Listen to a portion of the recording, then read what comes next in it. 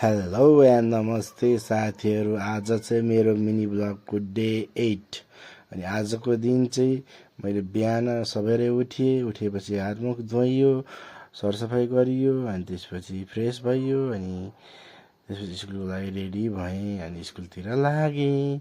अनि आज चाहिँ साथीहरू मेरो स्कुलमा एकजना मिसलाई अलिकति गाह्रो भइरहेको थियो खुट्टामा, त्यही भएको हुनाले म आज चाहिँ ट्रमा सेन्टरतिर जानुपर्ने भयो। अनि मिसलाई लिएर म ट्रमा सेन्टर गएँ। आज ट्रमा सेन्टरमा यति धेरै भिड साथीहरू, ओ माई गड। सार्वजनिक यातायात बन्द भयो भन्दै हुनुहुन्थ्यो, तर पनि मान्छेहरू चाहिँ एकदम भिड थियो आज। अनि यो सार्वजनिक यातायात बन्द चाहिँ नभए हुन्थ्यो, किन यस्तो भइरहेछ यसलाई चाहिँ छिटोभन्दा छिटो सर्ट आउट गरेर जनताहरूलाई एकदम गाह्रो भयो क्या। हाम्रो जनतालाई गाडीमा हिँड्ने मान्छेहरूलाई एकदम गाह्रो भयो। त्यो हुनाले यो चाहिँ जति सक्दो छिटो सर्ट आउट गरेर एकदम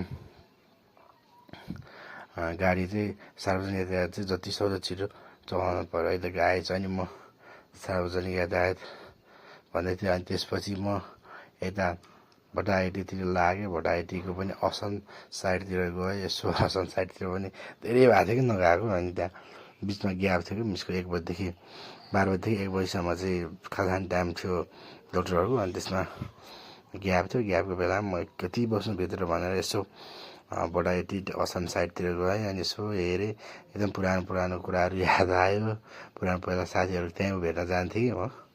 अनि त्यो पनि मेमोरिएबल भयो। अनि त्यहाँ यसो एकछिन हेरेँ, भिडियो सिडियो बनाएँ।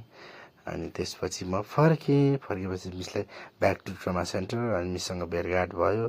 भेटघाट भएपछि अझै पनि डक्टर आउनु भएर डक्टरहरू एकछिनमा आइपुग्नु भयो। अनि डक्टर आइपुगेपछि देखायौँ अनि ठिकै छ भन्नुभयो डक्टरले, औषधिहरू लेखिदिनु भयो। अनि हामी ब्याक टु स्कुल आयौँ साथीहरू। Thank you so much for watching.